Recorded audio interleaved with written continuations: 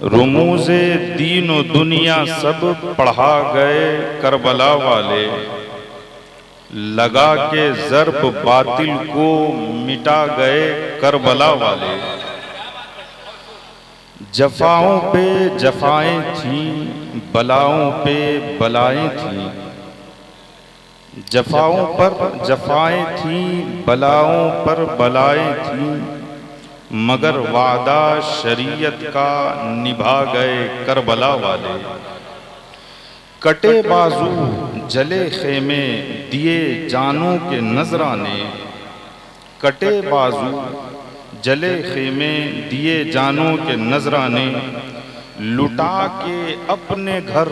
امت بسا گئے کربلا والے۔ شریعت کے تحفظ کے لیے باطل سے ٹکرائے، شریعت کے تحفظ کے لیے باطل سے ٹکرائے، یزیدی سازشوں کے بت گرا گئے کربلا والے۔ وہ تسلیم و رضا والے نبی والے خدا والے، وہ تسلیم و رضا والے نبی والے خدا والے، اے آصف ہر دیا حق کا جلا گئے کربلا والے۔ اور ڈراوے موت کے دے کر ہمیں نت روکنے والوں، ڈراوے موت کے دے کر ہمیں نت روکنے والوں، ہمیں جینا ہمیں مرنا سکھا گئے کربلا والے، ہمیں جینا ہمیں مرنا سکھا گئے کربلا والے۔ اور کچھ اشعار ہیں کہ بچپن میں ماں نے مجھ کو بتایا حسین ہے، بچپن میں ماں نے مجھ کو بتایا حسین ہے، میرے پدر نے مجھ کو پڑھایا حسین ہے۔ گٹی ملی ہے آل محمد کے ہاتھ سے، بہنوں نے لوری دے کے سنا یا حسین ہے۔ اور ہاتھوں میں تھام تختی پکڑا جو خود قلم، ہاتھوں میں تھام تختی پکڑا جو خود قلم، مجھ کو اساتذہ نے لکھایا حسین ہے۔ رہتے ہیں دور مجھ سے سر پیٹتے یزید، رہتے ہیں دور مجھ سے سر پیٹتے یزید، میرے دماغ میں تو سمایا حسین ہے، میرے دماغ میں تو سمایا حسین ہے۔ حسینی ہی مانتا ہے صحابہ کی شان کو، حسینی ہی مانتا ہے صحابہ کی شان کو، بو بکر و عمر نے کاندھے بٹھایا حسین ہے۔ اور آصف صدائے دین ہے انا من الحسین، آصف صدائے دین ہے انا من الحسین، میرے نبی کا مجھ پہ سایہ حسین ہے، میرے نبی کا مجھ پہ سایہ حسین ہے۔ حضرات گرامی ایک مرتبہ اور درود پاک پڑھ لیں، اللہم صلی علی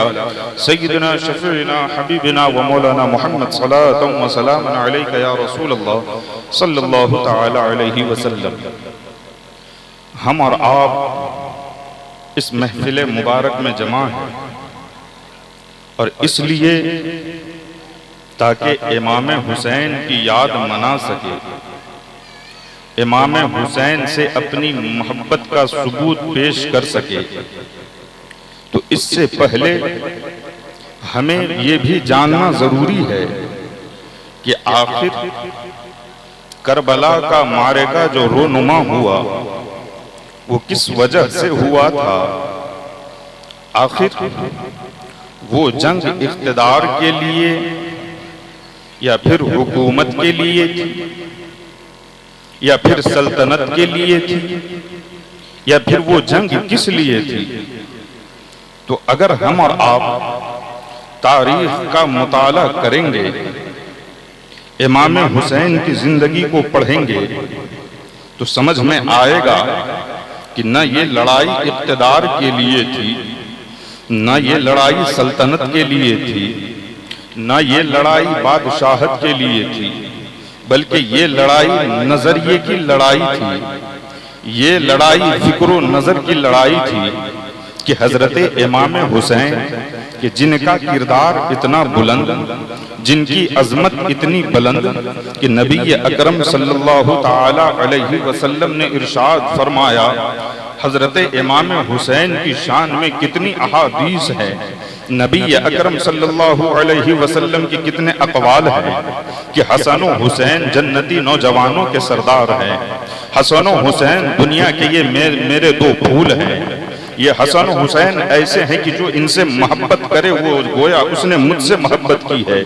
اور جو ان سے عداوت رکھتا ہے وہ مجھ سے عداوت رکھتا ہے، جس سے ہمیں اور آپ کو یہ سمجھ میں بات آتی ہے کہ حضرت امام حسین کی عظمت کتنی بلند تھی کہ آقا کریم صلی اللہ تعالی علیہ وسلم نے بہت ساری جگہوں پر حضرت امام حسین کی فضیلت بیان کی۔ اب اگر آپ دوسرا نظریہ لیتے ہیں یزید کا نظریہ، تو ہمیں اور آپ کو اس کے بارے میں بھی سمجھنے کی ضرورت ہے کہ آخر جہاں حضرت امام حسین رضی اللہ تعالی عنہ اتنے مقدس انسان، اتنے بابرکت انسان، اور پھر وہ یزید جس کے بارے میں چاہے تبری ہو یا خلدون ہو یا پھر ابن کثیر ہو، پھر وہ بدایہ نہایہ ہو یا تبری ہو، ساری کتابوں میں جو یزید کے کرتوت گنوائے گئے ہیں کہ یزید کیسی چیزوں کا مرتکب تھا، یزید کیسی چیزوں کا عادی تھا، وہ شراب کا بھی عادی تھا، وہ گانے کا بھی عادی تھا، نغمہ و سرور کا بھی عادی تھا، وہ لہو و لعب میں اپنے وقت کو گزارا کرتا تھا، جس سے یہ سمجھ میں آتا ہے کہ ہاں نظریے کی جنگ تھی۔ حضرت امام حسین خاندان نبوت کے چشم و چراغ ہیں، اور حضرت امام حسین جب ان سے یہ معاملہ طے کرنے والے نے جب جا کر کہا ہے کہ حضرت امام حسین آپ کو جو یزید نے بیعت کے لیے کہا ہے،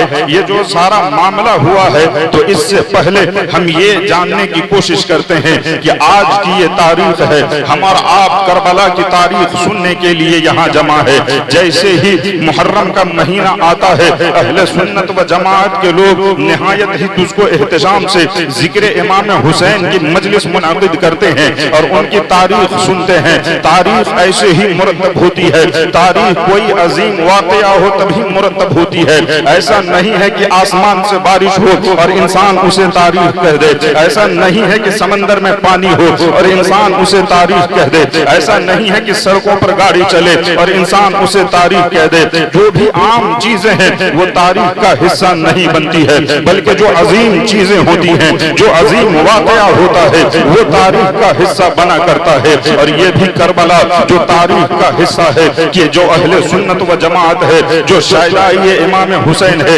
امام حسین سے جو عقیدت رکھتے ہیں، یہ آتے ہیں اور اسے مناتے ہیں اور اس کے بارے میں جو اچھی باتیں ہیں وہ سنتے ہیں۔ یہاں پر ہمیں یہ سمجھنا چاہیے کہ آخر اس سے پہلے بھی تو کئی سارے واقعات ہوئے ہیں، اس سے پہلے بھی تو کئی ساری چیزیں ہوئی ہے، لیکن اس سے پہلے میں یہ کہہ دینا چاہتا ہوں کہ اگر ہم اور آپ حضرت امام حسین کی اس محفل میں آئے ہیں، اگر ہم اور آپ حضرت امام حسین سے محبت کرنے والے ہیں اور حقیقی محبت کے دعوے دار ہیں، اگر ہم چاہتے ہیں کہ حضرت امام حسین کے صدقے ہماری مغفرت ہو، تو ہمیں ضرورت ہے حضرت امام حسین سے سچی محبت کی۔ اور جب سچی محبت کریں گے تو آئیے ہم مومنون کے لیے نبی اکرم صلی اللہ علیہ وسلم نے جو بشارت عطا فرمائی ہے وہ سنتے ہیں۔ نبی اکرم صلی اللہ تعالی علیہ وسلم عصر کی نماز ادا فرما رہے ہیں، عصر کی نماز کے آخری رکعت میں ہیں، اور حضرت امام حسن اور حسین مسجد نبوی میں تشریف لاتے ہیں، اور نبی اکرم صلی اللہ علیہ وسلم کے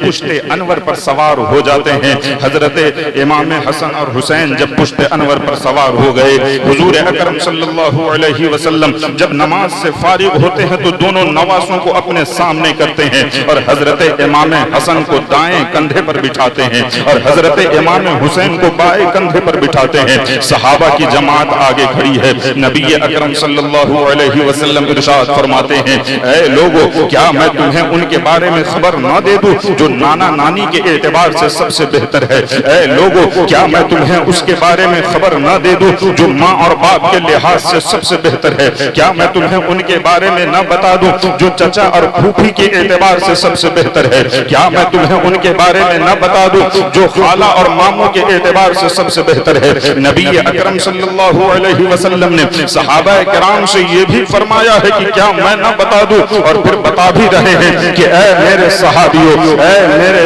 ماننے والوں، تم سنو کہ یہاں پر جو حسن اور حسین ہے یہ تم میں سب سے بہتر ہے، کیونکہ نانا کے اعتبار سے بھی یہ بہتر ہے، نانی کے اعتبار سے بھی بہتر ہے۔ نانا ان کا محمد الرسول اللہ ہے، نانی ان کی خدیجہ ہے، ان کے والد جو ہے علی ہیں، اور ان کی والدہ فاطمہ بنت رسول اللہ ہے، ان کے چچا جو ہے جعفر ہیں، اور ان کی پھوپھی ام ہانی ہے، ان کے ماموں قاسم بن رسول اللہ صلی اللہ علیہ وسلم ہے، اور ان کی خالہ نبی اکرم صلی اللہ علیہ وسلم کی بیٹیاں زینب، رقیہ، ام کلثوم ہے۔ اس کے آگے اے ایمان والو نبی اکرم کا یہ قول سماعت فرمائیے۔ نبی اکرم صلی اللہ علیہ وسلم نے ارشاد فرمایا ہے، اے میرے صحابیوں اب سنو کہ اس کے نانا بھی جنتی ہیں، اس کی نانی بھی جنت میں رہیں گے، اس کے والد بھی جنت میں رہیں گے، اس کی والدہ بھی جنت میں رہیں گی، اس کے چچا بھی جنت میں رہیں گے، اس کی پھوپھی بھی جنت میں رہیں گی، اس کے خالات بھی جو خالہ ہے وہ بھی جنت میں رہیں گی، ان کے ماموں بھی جنت میں رہیں گے، اور خود یہ دونوں بھی جنت میں رہیں گے۔ اور جو خوشخبری نبی اکرم نے اپنے امت کو سنائی ہے ذرا کان کھول کر سن لیجئے۔ نبی اعظم نے فرمایا کہ سارے ان کے جنت میں ہوں گے، نانا، نانی، پھوپھی، چچا، خالہ، ماموں، اور خود امام حسن اور حسین بھی جنت میں ہوں گے۔ پھر آگے فرماتے ہیں کہ اے ایمان والو یہ دونوں تو جنت میں ہوں گے ہی، لیکن جو حسن سے محبت کرے اور جو حسین سے محبت کرے اللہ تعالیٰ کے فضل و کرم سے وہ بھی جنت میں ہوگا، وہ بھی جنت کا حقدار ہوگا۔ یہ ایمان والوں کے لیے خوشخبری ہے، یہ ایمان والوں کے لیے بشارت ہے۔ اب اگر اس طریقے سے آگے چلتے ہیں تو ہم آگے کی بات لیتے ہیں کہ اگر ہم تاریخ کا مطالعہ کرتے ہیں تو ہمیں سمجھ میں آئے گا کہ ایسے تاریخ بہت ساری چیزیں ہیں، اور تواریخ بھری پڑی ہے بہت ساری باتوں سے، بہت ساری باتوں کو لوگوں نے فراموش کر دیا ہے، لیکن آخر واقعہ کربلا ہی ایسا کیوں ہے جسے کوئی فراموش نہیں کر سکتا۔ تاریخ اگر آپ اٹھا کر دیکھتے ہیں تو سمجھ میں آئے گا کہ اس سے پہلے بھی بغداد کی زمین پر بہت عظیم واقعہ ہوا ہے کہ جب وہاں پر مسلمان آباد تھے اور ہلاکو خان اور چنگیز خان آتا ہے، وہاں کے علماء کو قتل کرتا ہے، وہاں کے شرفاء کو قتل کرتا ہے، وہاں کے بچوں کو قتل کرتا ہے۔ جو تاریخ داں ہیں، جو تاریخ لکھنے والے ہیں، وہ کہتے ہیں کہ بغداد کی صرف دیواروں پر ہی خون کے قطرات نہیں تھے، بلکہ بغداد کے نالوں میں بھی جو ہے خون بہ رہے تھے، بغداد کے نالوں میں خون کی ندیاں جاری تھی۔ اور پھر آگے اگر ہم اور آپ چلتے ہیں تو سمجھ میں آئے گا کہ ایسا عظیم سانحہ تھا لیکن آج کوئی اسے یاد کرنے والا نہیں ہے۔ ایسا عظیم واقعہ تھا، چنگیز اور ہلاکو نے مسلمانوں کی بستی کو اجاڑ کر رکھ دیا تھا، بغداد میں ان کی سلطنت ختم کر دی تھی، لیکن آج کوئی اسے یاد کرنے والا نہیں ہے۔ اگر یہی تاریخ کے جھروکے میں دیکھے تو ہمیں اسپین کا بھی واقعہ ملے گا کہ وہ اسپین جس پر مسلمانوں نے صدیوں حکومت کی ہے، وہ اسپین جہاں پر مسلمان بیٹھ کر یورپین کو کھانے کا طریقہ سکھا رہے تھے، انہیں چلنے کا طریقہ سکھا رہے تھے، انہیں اپنی زندگی گزارنے کا طریقہ سکھا رہے تھے، وہ اسپین جہاں کے مدارس اور غرناطہ کے مدارس میں یورپ کے جو سلاطین تھے وہ آ کر کھڑے ہو کر اس بات کی التجا کیا کرتے تھے کہ ہمارے مدارس میں، آپ کے جو مدارس ہیں ان میں ہمارے بچوں کا داخلہ لے لو۔ تعلیمی معیار اتنا بلند تھا، لیکن کیا ہوا، وہاں بھی تختہ پلٹ ہوتا ہے، وہاں بھی جو ہے ظالموں نے 4000 بچوں کو میدان میں کھڑے کر کر ان پر گھوڑے دوڑوا دیے ہیں، انہیں بے رحمی سے مار دیا ہے، لیکن یہ بھی واقعہ کسی کو یاد نہیں ہے، اسپین کا بھی یاد نہیں ہے، سقوط غرناطہ بھی یاد نہیں ہے۔ لیکن اگر ہم دیکھتے ہیں کربلا کی تاریخ کو تو ہمیں سمجھ میں آتا ہے کہ نہیں، کربلا کا جیسے ہی واقعہ سامنے آتا ہے، محرم کا چاند جیسے ہی طلوع ہوتا ہے، ہر ایمان والے کے دل میں حرارت سی پیدا ہو جاتی ہے،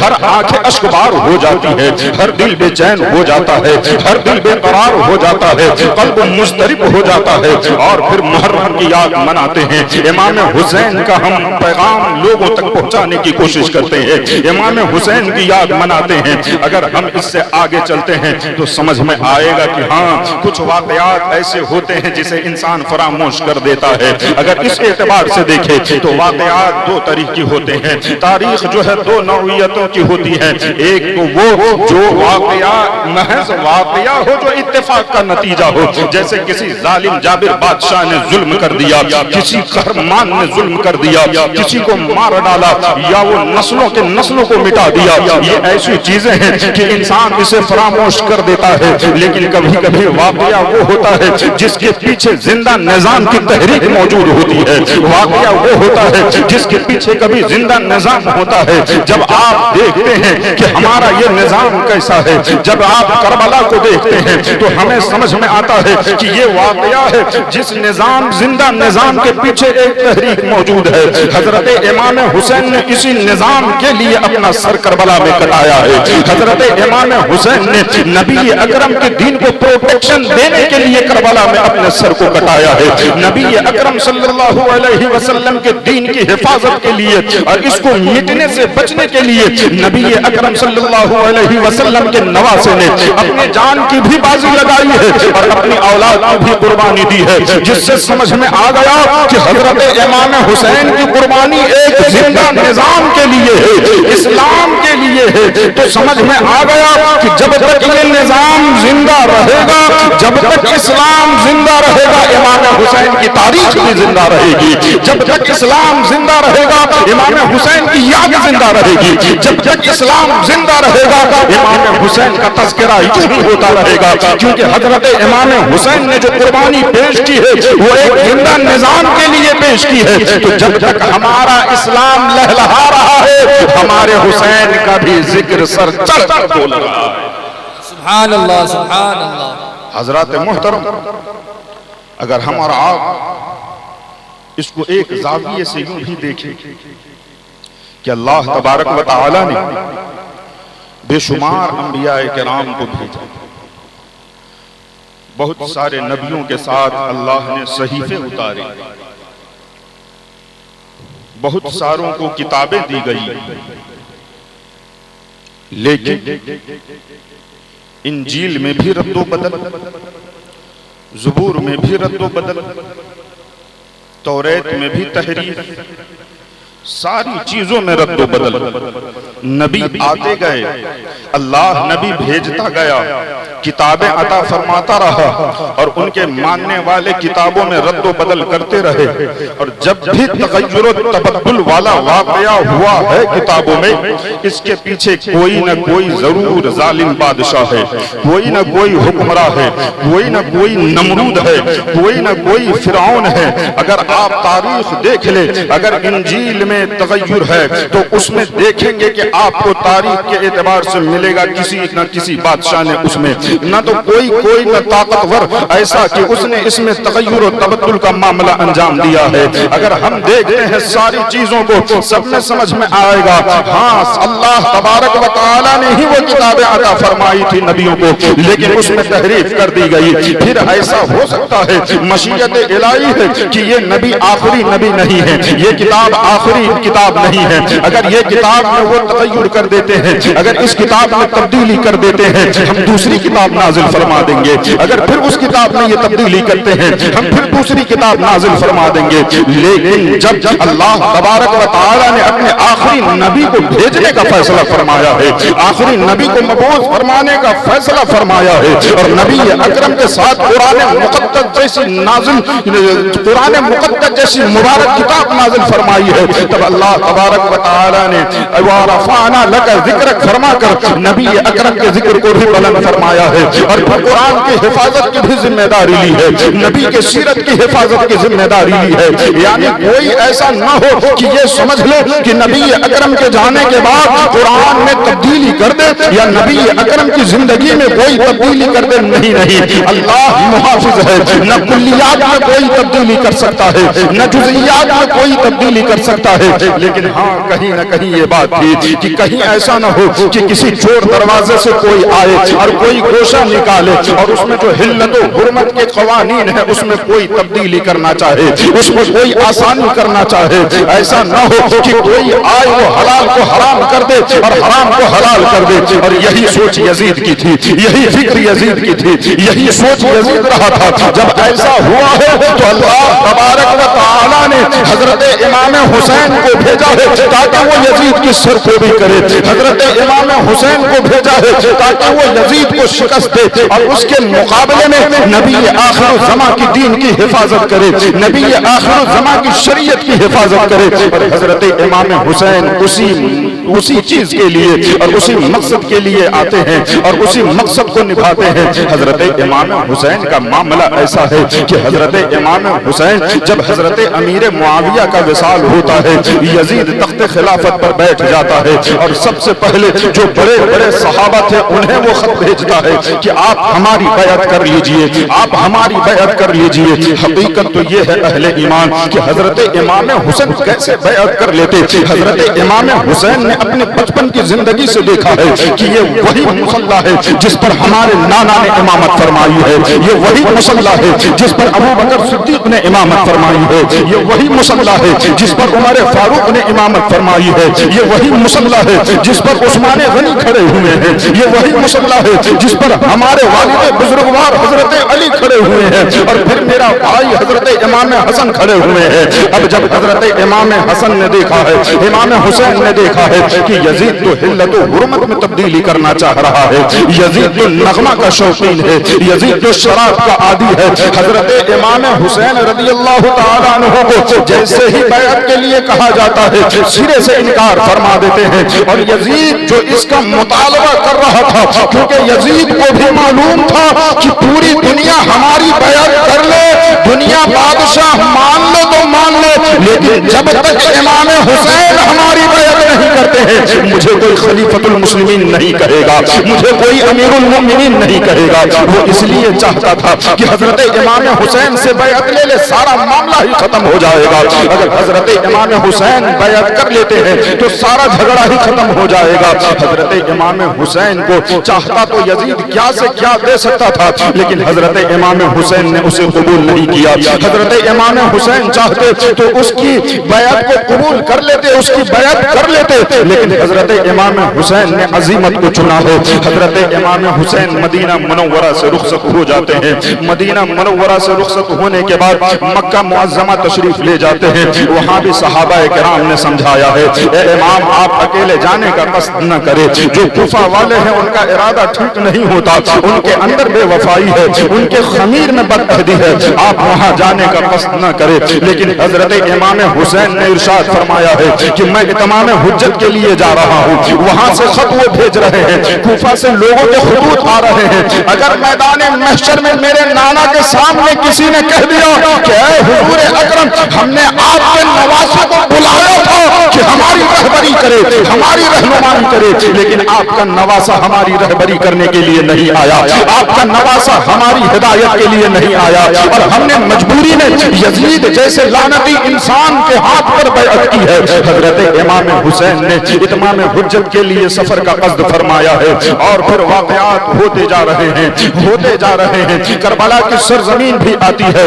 کربلا کی تاریخ بھی آتی ہے. اگر انسان ایسے ہی دیکھے, انسان اگر ایسے ہی سوچے تو اسے سمجھ میں آئے گا کہ آج تک بھی جس نے حکومت کی ہے اس نے اپنے ماننے والوں کے لاشوں پر چڑھ کر حکومت کی ہے. آج تک جس نے بھی محل تعمیر کیا ہے اپنے ماننے والوں کے لاش پر چڑھ کر اپنے محل کو تعمیر کیا ہے. آپ اگر نظر اٹھا کر دیکھتے ہیں کوئی بادشاہ ایسا نہیں ہوگا جس نے اپنے ماننے والوں کو خون کے حوالے نہ کر دیا ہو, جس نے اپنے ماننے والوں کو ہلاکت میں نہ ڈال دیا ہو. لیکن امام حسین نظام بدلنے آئے تھے, امام حسین اقتدار کا سارا نظام ہی بدلنے آئے تھے. امام حسین نے ارشاد فرما دیا کہ وہ الگ امرا ہوں گے, سلاطین ہوں گے, جو اپنی سلطنت کو بچانے کے لیے اپنے ماننے والوں کی لاشوں کو دے کر بچاتے ہیں اور اپنے ماننے والوں کی لاش پر اپنے عمارت, سلطنت کی عمارت اور اقتدار کی عمارت تعمیر کرتے ہیں. لیکن میں حسین ابن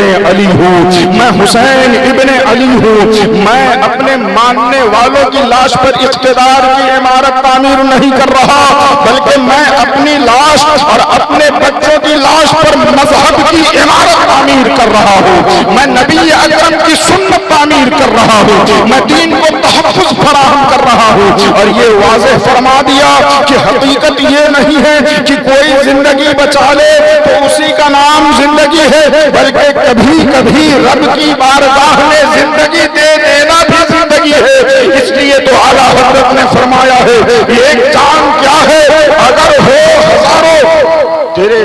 پر سب میں وارہ کروں میں۔ اور میرے محترم سامعین، اگر ہمارا دیکھتے ہیں امام حسین کی شہادت کو، اگر ہم دیکھتے ہیں حضرت امام حسین کی بصیرت کو، تو ہمیں سمجھ میں آئے گا کہ آج کے اس زمانے میں ہم نے جتنی آسانی کے ساتھ واقعہ کربلا کو سن لیا، یا ہم جتنی آسانی کے ساتھ اس پیغام کو سن کر اپنے کانوں سے نکال دیتے ہیں،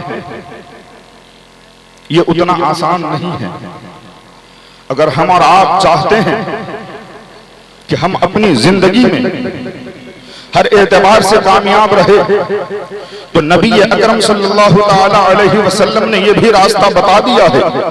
کہ نبی اکرم صلی اللہ علیہ وسلم نے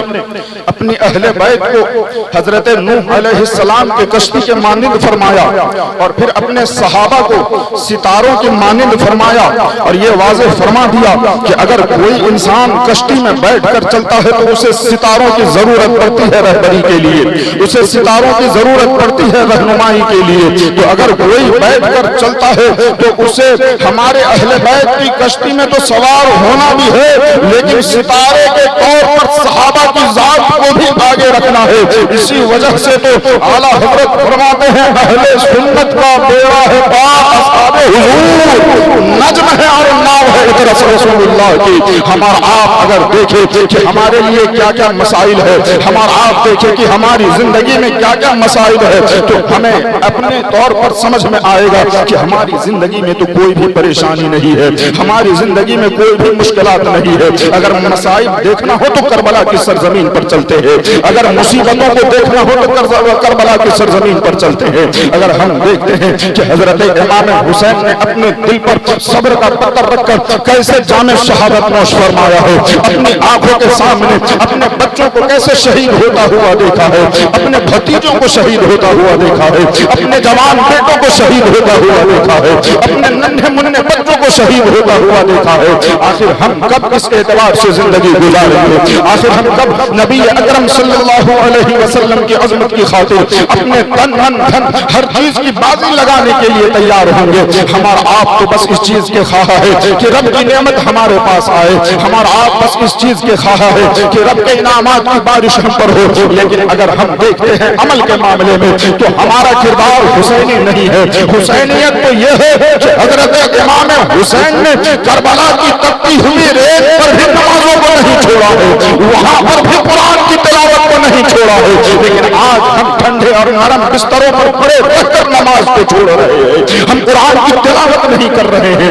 ہم روزوں کا اہتمام نہیں کر رہے ہیں، نبی اکرم کے اسوہ پر عمل کرنے کی کوشش نہیں کر رہے ہیں۔ ہمارا تو حال یہ ہونا چاہیے، ہمارا طریقہ کار یہ ہونا چاہیے کہ امام حسین کی عظمت پر ہم اس طرح جان نچھاور کرنے کا قصد کر لیں، نبی اکرم کی عظمت پر اور نبی اکرم کی ناموس کی حفاظت کے لیے اس طرح کمر کوشا ہو جائے کہ پھر ہمارا آپ یہی کہتے ہوئے نظر آئے کہ جو جان مانگو تو جان دیں گے، جو مال مانگو تو مال دیں گے، لیکن مگر ہم سے یہ نہ ہو سکے گا نبی کا چاہے جلال دیں گے۔ اگر ہمارا آپ اس طریقے سے زندگی گزارتے ہیں اور اس اعتبار سے نبی اکرم صلی اللہ علیہ وسلم کی شریعت مطہرہ پر عمل کرتے ہیں تو پھر یہی میں کامیابی ہے، اسی میں ہماری کامیابی ہے، اسی میں ہماری فلاح ہے۔ اور اگر ہم زندگی اس طرح گزار کر یہاں سے چلے گئے تو رب کی نعمتیں ہمارے استقبال کے لیے کھڑی ہے، ہمیں قبر کے عذاب سے بھی بچا لیا جائے گا، میدان محشر میں ہماری شفاعت بھی کر دی جائے گی اور ہمیں جنت کا پروانہ بھی عطا کر دیا جائے گا۔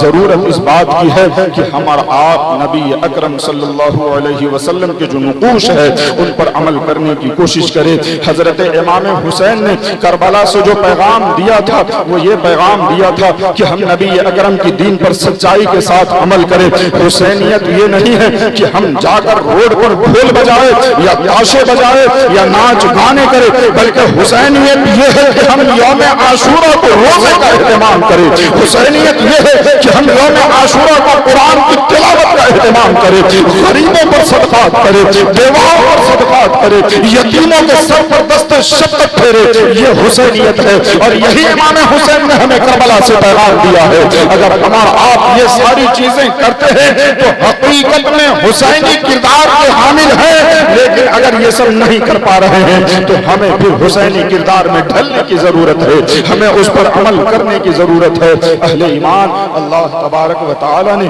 ہم سب کو بہت قیمتی زندگی سے نوازا ہے. ہماری سانسیں بہت قیمتی ہے, اور اتنی قیمتی ہے کہ ہمیں خود نہیں معلوم کہ ہمارے سانس کا کیا بھروسہ, کہ جو سانس اندر جا رہی ہے وہ باہر نکلے بھی نہیں. ہمیں تو اپنی زندگی کا بھی بھروسہ نہیں ہے. اس لیے اگر اللہ تبارک و تعالی نے زندگی عطا فرمائی ہے, اگر اللہ تبارک و تعالی نے ابھی ہمارا نظام تنفس بحال رکھا ہوا ہے, تو ہم اپنی ہر سانس کو دین مدین کی خدمت کے لیے استعمال کریں. ہم اپنی زندگی کے ہر لمحات کو نبی اکرم صلی اللہ علیہ وسلم کے دین کی سر بلندی کے لیے استعمال کریں. ہم اپنے ہر آن اور ہر لمحے کو نبی اکرم صلی اللہ علیہ وسلم کی سنت